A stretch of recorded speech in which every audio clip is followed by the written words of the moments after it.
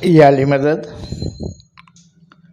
आज हम बात करने वाले हैं उन 4 सवालों की जो सबा की राजकुमारी बिल्किस ने हजरत सुलेमान नबी से पूछे थे। और मैं आपसे ये अर्ज करूं कि वो 4 सवाल में से हम आज सिर्फ 2 ही सवालों की बात करेंगे, क्योंकि ये हो सकता है कि हमारा जो टाइम है वो इन्हीं 2 सवालों की बातें करते करते, वो इसलिए कि हमारे इमामों ने और हमारे पीरों ने हजरत सुलेमान नबी को याद करके उनके संबंध में अगर कोई फरमान किए हैं या हमारे पीरों ने गिनान के पाठ लिखे हैं, तो वो ऐसा कुछ हमें याद आता है,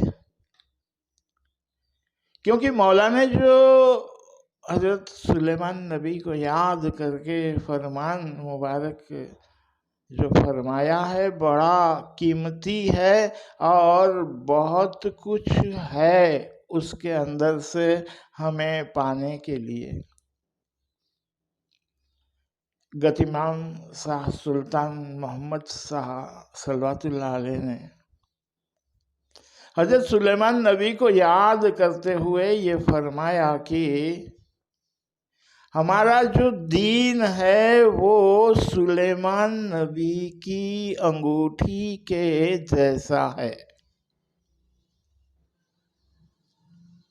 अल्लाह के इस नबी के पास एक ऐसी अंगूठी थी और उसकी वो करामात थी, वो उतनी चमत्कारिक थी कि जिसके बारे में ये कहा जाता है कि वो अपनी जो नेक मुराद उस अंगूठी को अपने हाथ में पहनकर अल्लाह से मांगते थे, तो वो उस अंगूठी की बरकत से फौरन बारगाह इलाही के अंदर वो कबूल हो जाती थी। और चूंकि ये अल्लाह के नबी थे, इसलिए उनकी जो मुरादें होती थी वो भी तो बड़ी नेक हुआ करती थी। तो मौला ने फरमाया कि हमारा दिन सुलेमान नबी की अंगूठी के जैसा है। तो वो अंगूठी की ये खूबी थी कि उसके ऊपर इसमें आज़म लिखा हुआ था, अल्लाह का वो नाम जो मुर्शिद कामिल अपने मुरीद को चुपके से देता है, और वो एक कड़ी होती है मुरीद और मुर्शिद के बीच में। और वही नाम की ये बरकत होती है कि एक बंदा अपने परवरदिगार से, अपने रब से उसकी कुर्बत, उसकी नज़दीकी हासिल करता है और अपने जीवन के मकसद तक वो पहुंच लेता है।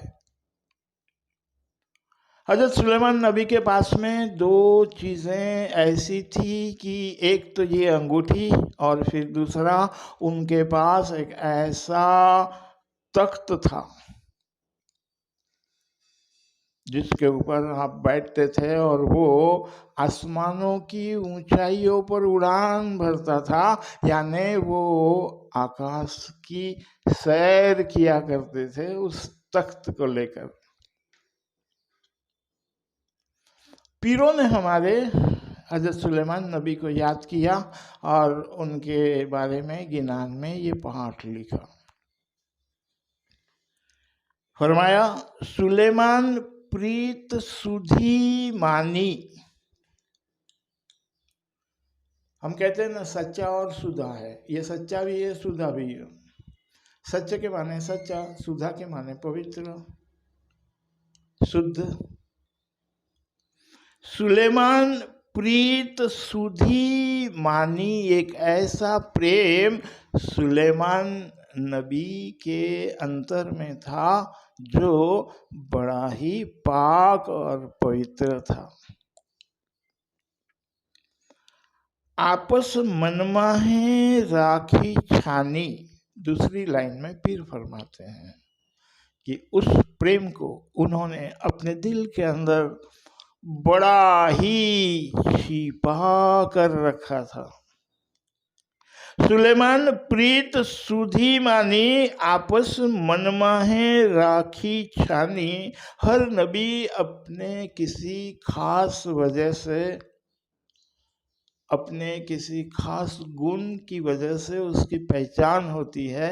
तो ये हजरत सुलेमान नबी क्योंकि इसलिए पहचाने जाते हैं कि उनकी जो रूहानियत थी, मौला ने गतिमाम ने एक जगह पर यह भी फरमाया है, हमारा जो दिन है वो रूहानियत का तख्त है। और जब ऐसे ऐसे मौला के फरमान आते हैं, पीरों के गिनान, तो हमारे दिल में भी ये बात आती है कि इसकी गहराई से खोजबीन करनी चाहिए और उसके अंदर हमारे लिए जो कुछ निकल के आता है उस तक हमने भी पहुंच जाना चाहिए। पीर ने आगे फरमाया, किती बादशाही परगट बखानी, दरवेशी माहे आनी छानी। बादशाह थे, खुद राजा थे, बादशाह थे, और वो बात दुनिया के सामने बिल्कुल जाहिर थी। लेकिन उनकी जो इबादत बंदगी थी, और बाहर से राजा थे लेकिन भीतर से वो फकीर थे, दरवेशी।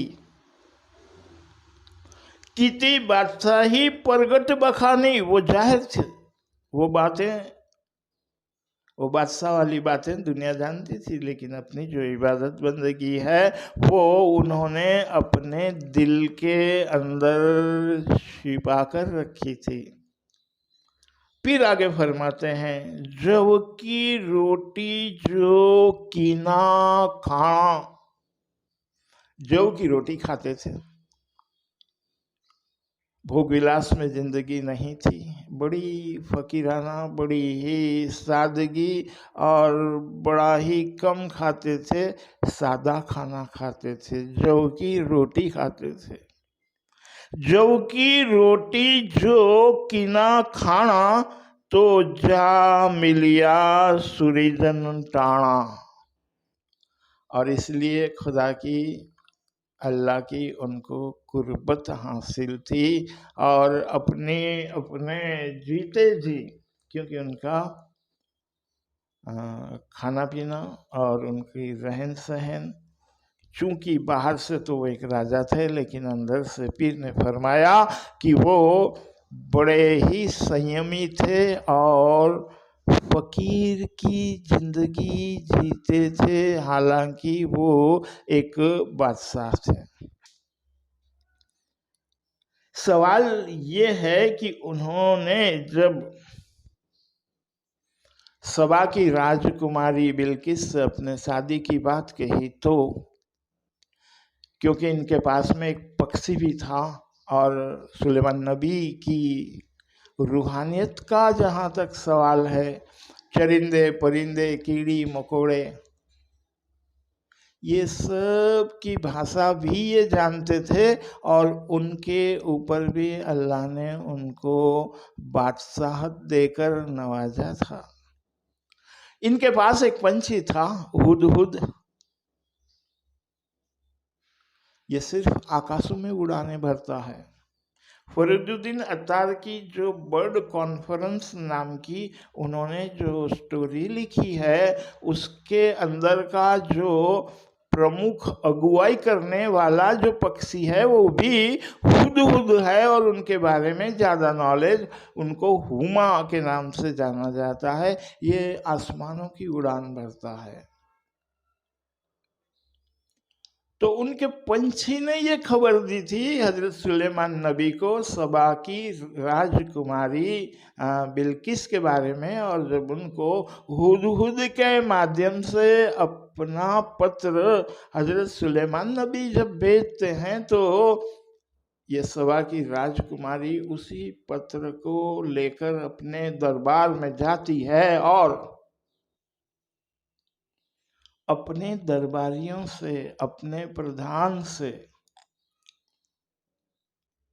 इस पत्र के बारे में वो बातचीत करती है। तब उनसे ये कहा जाता है कि हमारा जो सैन्य बल है बड़ा ही मजबूत है, और ऐसा कोई राजा अगर जबरदस्ती तुमसे शादी भी करना चाहता है और अपने मुल्क को उनके मुल्क के साथ अगर कर लेना चाहता है तो हम लड़ाई करेंगे, और यकीन मानो कि हमारा जो सैन्य बल है और हमारी जो कुव्वत और ताकत है तो हम उसमें पराजित नहीं होंगे।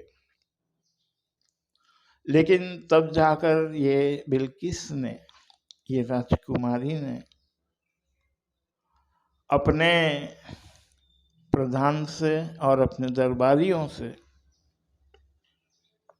ये कहा था कि अगर वो पैगंबर है, अल्लाह का सच्चा, सत्य का पैगामधारी है, तो बजाय उससे झगड़ा करने के अगर मैं शादी कर लूँ तो ठीक रहेगा, क्योंकि जब लड़ाई झगड़ा होगा तो इधर से भी लोग मारे जाएंगे, उधर के भी मारे जाएंगे, तो ये खून खराबा क्यों करे अगर वो सही है। सचमुच अल्लाह का पैगामदारी है, सत्य का। मैं उनसे ऐसे सवाल करूंगी कि अपने आप उनकी सच्चाई खुलकर सामने आ जाएगी, क्योंकि अगर कोई गलत आदमी है तब तो वो मेरे सवालों का जवाब नहीं दे पाएगा, और सच है तो फिर उसके साथ शादी करने में बुराई क्या है। तब वो 4 सवाल अपनी ओर से हजरत सुलेमान नबी की तरफ वो भेजती है कि आप इन सवालों के जवाब दीजिए,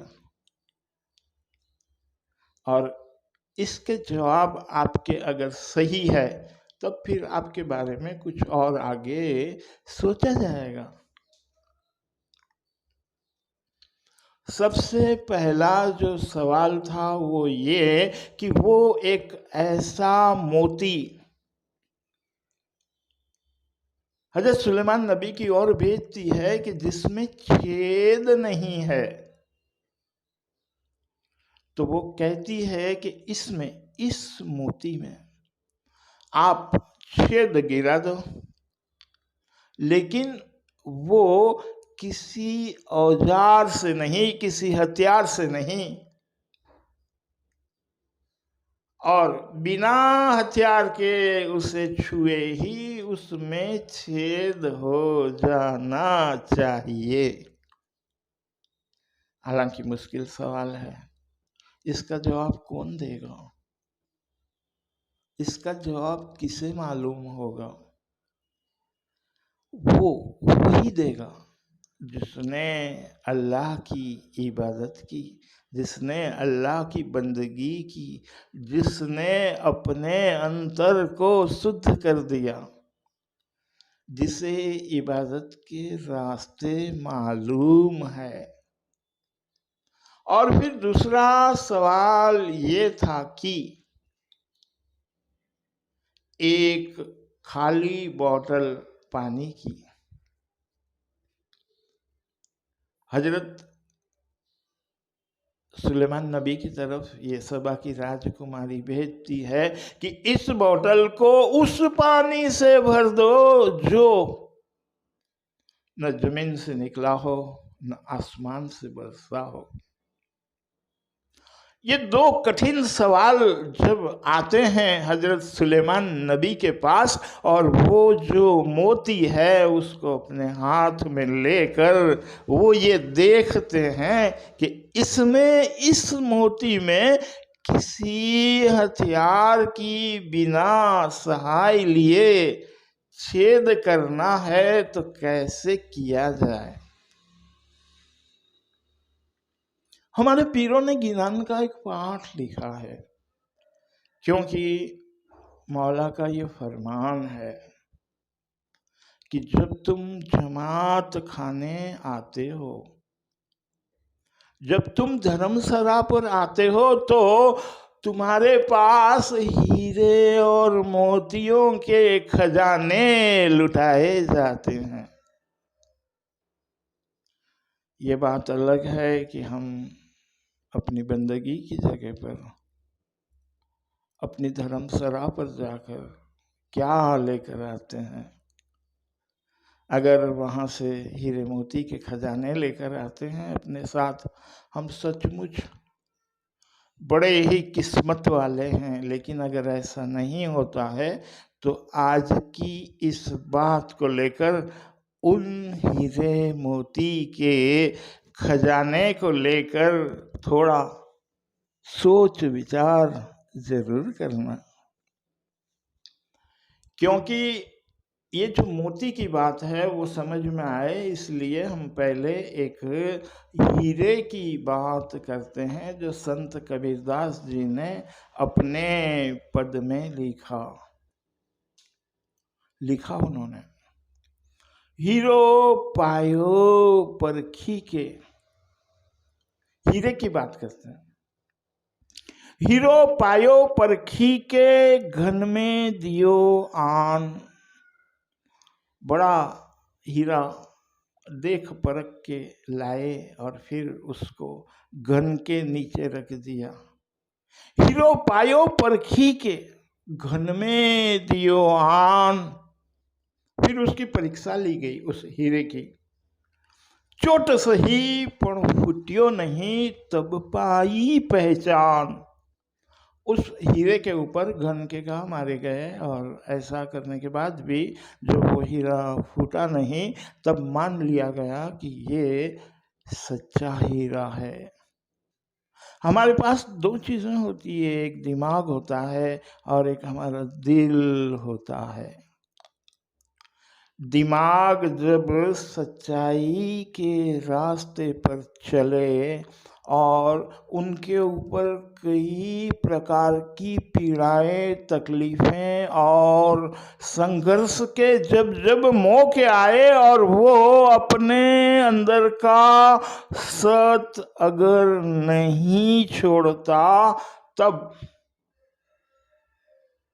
संत भाषा में उसे हीरा कहा जाता है। और मोती वो होता है कि जब वो मालिक की इबादत की जाती है, उसकी बंदगी, और उसमें जो जरूरत होती है पाकीज़गी की, पवित्रता की, वो बनाए रखता है, उसे नहीं छोड़ता। क्योंकि ये जो दो चीजें हैं, ये मोती है जो पाकीज़गी है उसे बनाए रखता है और अपने यूपर पीड़ा, दर्द, वेदना सहन करता है, उसे बर्दाश्त करता है। तो यूं समझो कि वो जो मोती है, उस वाली जो बात है, क्योंकि पीर ने फरमाया, एजी मोती भांग्यो विंधता। ये मोती को छेद करते समय अगर मोती भांग्यो विंधता, तेनो मूल गयो अपार। बड़ा बेशकीमती मोती है जिसकी कीमत लाखों करोड़ों में है, बड़ा ही अनमोल है। लेकिन वो मोती किस काम का, जिसमें छेद करते करते जो टूट जाए। पीर ने फरमाया, पीर ने ये पाठ लिखा, एजी हंसा जीना राजा जारे जीलवाने बैठा, त्यारे बगला तड़ो तड़ ना था।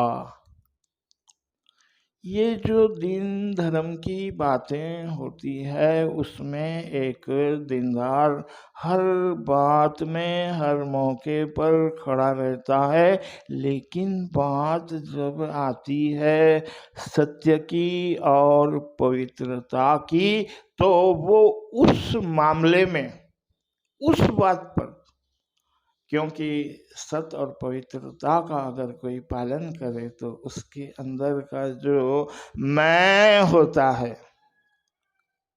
वो मिटता है। अल्लाह फरमाता है कलाम पाक में, सूरह आले इमरान के अंदर ये बात लिखी हुई है कि नेकी का जो दर्जा है जिसको हम सवाब कहते हैं, कोई उसे वहाँ तक न मिलेगा जब तक वो खुदा की राह में, अल्लाह के मार्ग में जो अपनी प्यारी चीज है उसकी कुर्बानी न करे। इंसान को सबसे प्यारा उसका खुद का नफ्स होता है, उसका मन होता है, लेकिन जब कोई सच्चाई पे चलने की या पवित्रता के ऊपर पालन करने की बात आती है उसे बहुत तकलीफ होती है, क्योंकि वो उसे सबसे ज़्यादा प्यार करता है। सवाल ये है कि इस मोती में छेद कैसे किया जाए।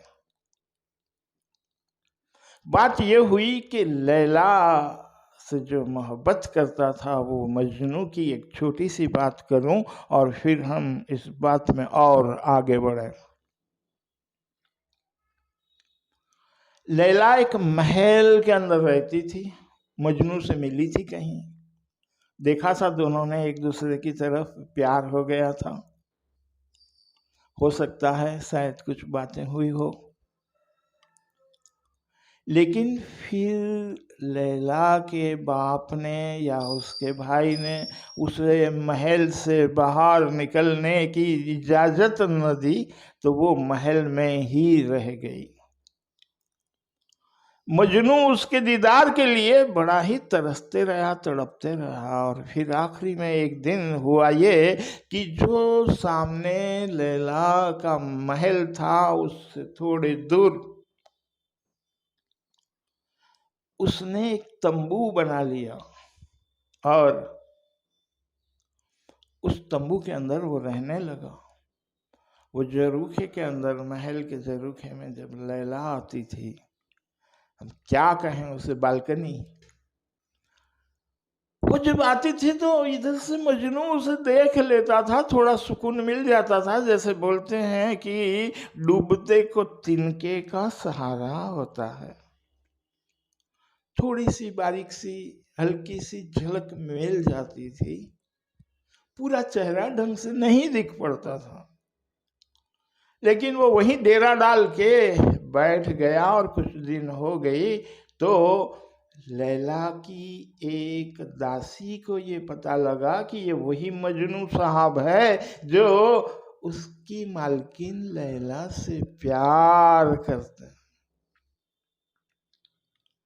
जाकर उसने वो खबर लैला को सुना दी।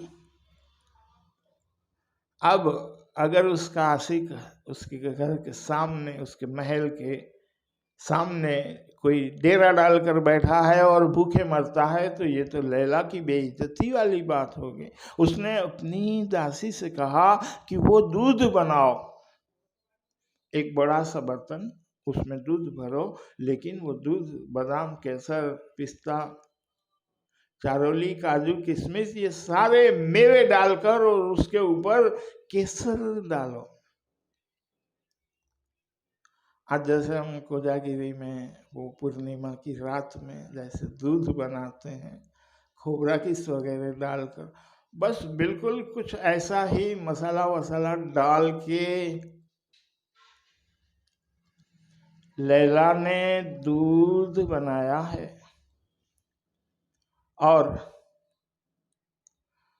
वो अपनी बांदी के साथ, अपनी कनीज के साथ, अपनी मोलकरीन के साथ वो मजनू को भेज दिया है, कहा है कि ये लैला ने तुम्हारे लिए भेजा है। मजनू ने उस दूध को पिया है, शुक्रिया अदा किया है और उसके दिल को बहुत बड़ी तसल्ली हुई है मजनू को, जैसे कोई आधी मुलाकात ही हो गई हो।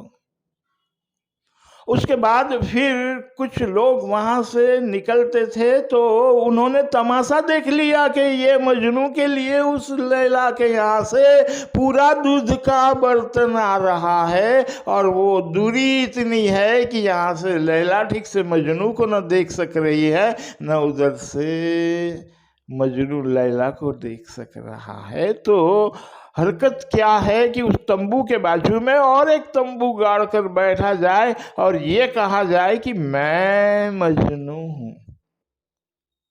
और एक मजनू तैयार हो गया। नौकरानी ने लैला से कहा और एक आज बाजू में आकर बैठा, मजनू बनकर बैठा। अब क्या किया जाए? अब लैला के दिल में मजनू की बड़ी चाहत है, बड़ा प्यार है। तो लैला उस बांदी से कहती है कि देखो बात यह है कि हमारे पास आकर कोई ये कहता है अल्लाह के नाम पे दे दो, तो हम क्या देते नहीं देते, हम दे देते हैं, उसे रोकते नहीं है, क्योंकि अल्लाह से हमारी मोहब्बत है। ऐसा ही मैं तो मजनू से मोहब्बत करती हूँ, लेकिन मजनू के नाम पर अगर कोई मांगता है तो मैं तो दूध पिलाने के लिए राजी हूँ। उनके लिए भी एक बर्तन में दूध लेकर जाओ और यही दूध उसको भी पिलाओ। फिर जैसे 1 से 2 हुए, 2 से 4 हो गए, 4 से 6 हो गए और फिर कतार लंबी हो गई। तो बांदी ने कहा, वो नौकरानी ने कहा लैला से कि अब मुमकिन नहीं है, अब तो वो पूरी लंबी लंबी कतार हो रही है, मालूम नहीं कौन सच्चा है कौन झूठा है, सब दूध पिए जा रहे हैं। फिर लैला ने कहा कि आज वही बर्तन खाली लेकर जाओ और उन सभी मजनुओं से एक ही बात करना कि जो रोज दूध भेजा करती थी, आज उसने उसी खाली कटोरे में मजनू का खून मंगवाया है। और फिर जब वो बांदी आई झूठे मजनुओं के पास, तो सब एक एक से सब, वो मजनू हम नहीं है, हम तो दूध वाले हैं, वो खून वाले बिल्कुल नहीं है। वहां से मजनू रवाना हो गए। लेकिन जब सच्चा मजनू जो था उसने चाकू निकाला, अपने पैर के मांस के ऊपर मारा, खून से कटोरा भर दिया और मांस भी काट कर देने लगा। तो वो बांदी ने कहा ठहरिए, रुक जाइए, ये मैं खून लेकर जाती हूँ, बाद में देखा जाएगा क्या करना है। कहने का अर्थ ये है कि पीर फरमाते हैं कि मोती भांग्यू विंधता तेनो मूल गयु अपार। ये मोती को कैसे बिंधा जाता है? प्रेम न वाड़ी उपजे प्रेम न हाट बिकाए, ते तो हैडा माहे उपजे ते तो हैडू कोरी खाए। पीरों ने एक उदाहरण दिया है और मैं आपसे उसी उदाहरण को लेकर बात करूं। आज मेरे ख्याल से वक्त ज़्यादा हो गया है और बातें अभी इसी बात को लेकर बहुत सारी करना है। मैं इसी मुद्दे पर जो आगे की बात है उसकी दूसरी क्लिप बनाऊंगा और ये भाग 1 और वो 2 करके आपके सामने रखने की कोशिश करूंगा। लेकिन फ़िलहाल अभी के लिए इतना ही।